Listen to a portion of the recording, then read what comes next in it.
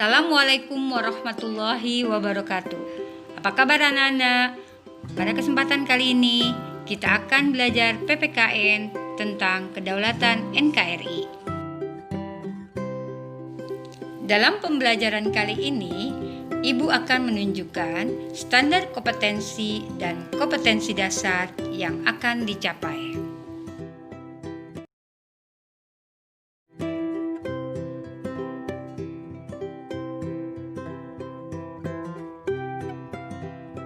Apabila kita perhatikan, materi ini sangat menarik untuk kita bahas. Bila kita lihat dari tujuan pembelajarannya.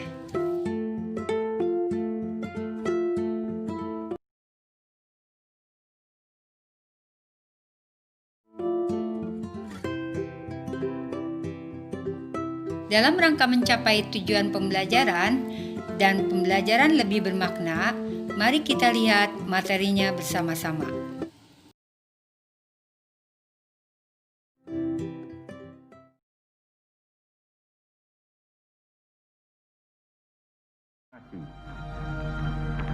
Kami, bangsa Indonesia, dengan ini menyatakan kemerdekaan Indonesia.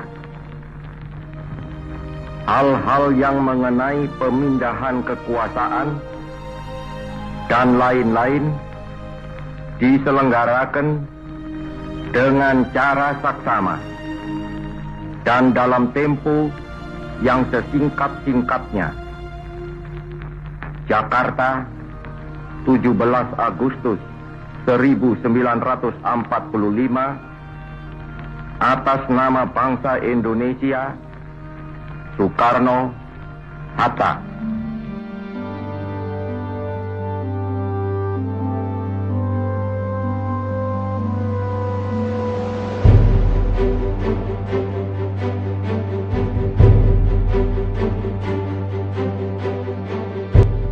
Sebelum dilaksanakan konferensi meja bundar, diadakanlah konferensi inter-Indonesia antara Indonesia dan BF.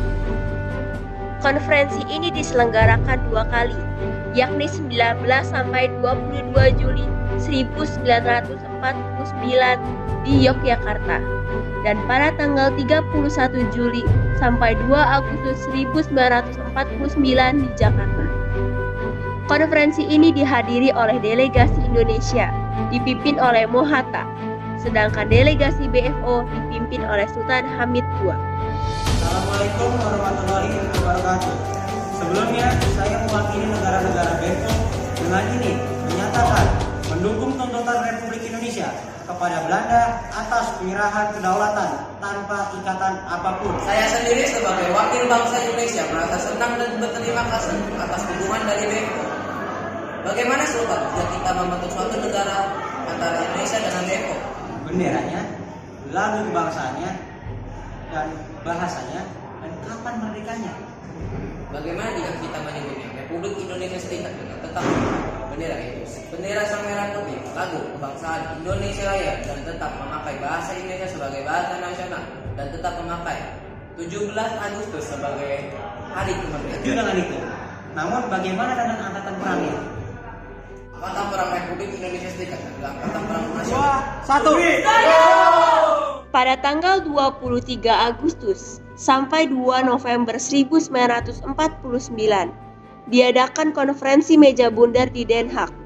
Sebagai ketua KMB adalah Perdana Menteri Belanda, Willem Drees. Delegasi Indonesia dipimpin oleh Mohatta. BFO di bawah pimpinan Sultan Hamid II dan delegasi Belanda dipimpin J.H. van Maarseveen. Sedangkan dari UNCI sebagai mediator dipimpin oleh Srisley. Baiklah, kami akan mengembalikan kedaulatan Indonesia dengan syarat Indonesia mau berserikat dengan kami menjadi Uni Indonesia Belanda. Bagaimana Indonesia, kalian setuju? Bagaimana dengan perihal pilihan baru? Ya, apakah kalian akan mengembalikannya sebagai kesatuan dari NKRI? Ya, saya rasa perundingan ini akan berjalan dengan mulus apabila kalian ingin mengembalikan Irian Barat pada kami. Itu tidak mungkin. Apa yang tidak mungkin? Bukankah sejak dulu Irian Barat adalah NKRI dan kalian telah mengambilnya, bukan? Ya, saya rasa perundingan ini akan berjalan dengan mulus apabila kalian ingin mengembalikan Irian Barat pada kami. Ya, baiklah, setuju. Kami akan menyerahkan Irian Barat setahun setelah Indonesia memperoleh kedaulatan. Acara selanjutnya kami serahkan kepada Tuan Sisli selaku Wakil Ketua PBB. Bagaimana Indonesia, kalian setuju?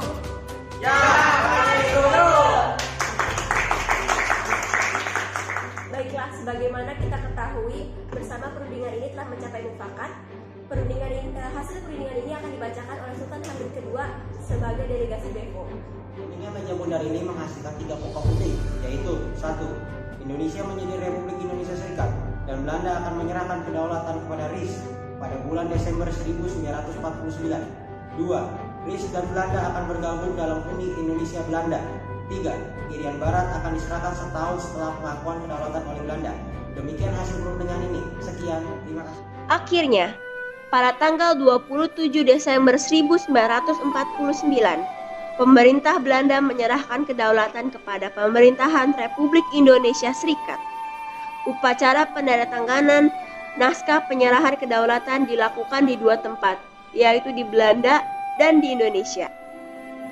Di Belanda, penyerahan kedaulatan dilakukan oleh Ratu Juliana kepada Mohatta. Dan di Indonesia, penyerahan kedaulatan dilakukan oleh Wakil Tinggi Mahkota Belanda, A.H.J. Loving, kepada Wakil Pemerintah Republik Indonesia Serikat, Sri Sultan Hamengkubuwono IX.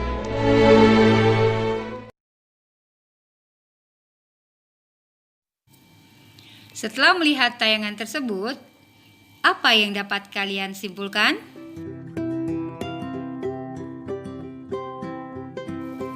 Jadi, apakah kedaulatan itu?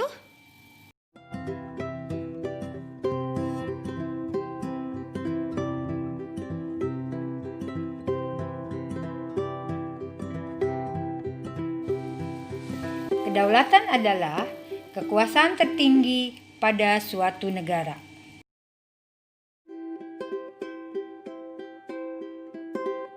Menurut seorang tokoh bernama Jan Bodin, kedaulatan itu memiliki sifat-sifat sebagai berikut.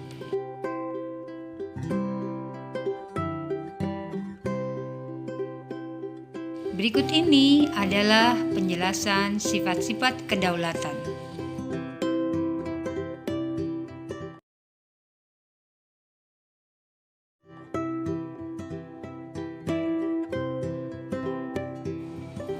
Perlu kita ketahui, kedaulatan itu terdiri dari 2 macam, kedaulatan ke dalam dan kedaulatan keluar.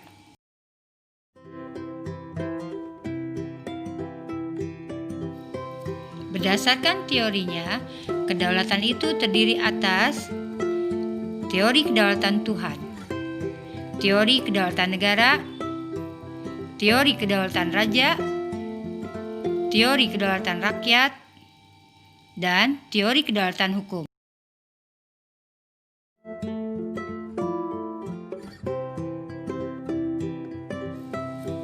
Teori yang paling berkembang adalah teori kedaulatan rakyat Montesquieu yang dikenal dengan trias politika, yang menyatakan bahwa di dalam suatu negara terbagi menjadi 3 kekuasaan: legislatif, eksekutif, yudikatif.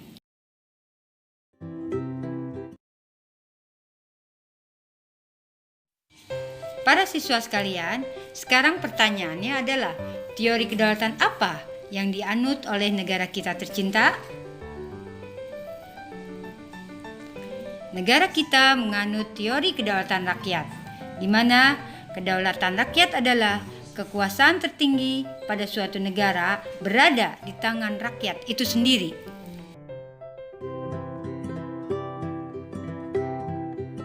Inilah yang menjadi dasar hukum Indonesia menganut teori kedaulatan rakyat.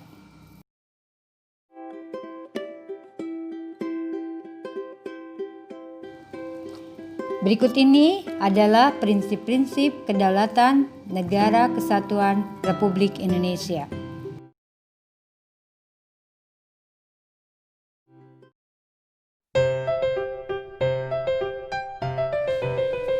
Pada akhir pembelajaran ini, agar lebih memahami, sekarang coba kalian diskusikan soal-soal pada lembar kerja berikut ini.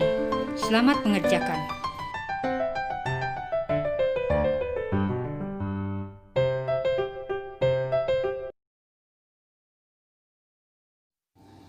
Para siswa sekalian yang Ibu banggakan, semoga pembahasan materi pembelajaran kali ini dapat kalian pahami. Semoga bermanfaat. Sampai bertemu kembali pada pembelajaran berikutnya. Wassalamualaikum warahmatullahi wabarakatuh.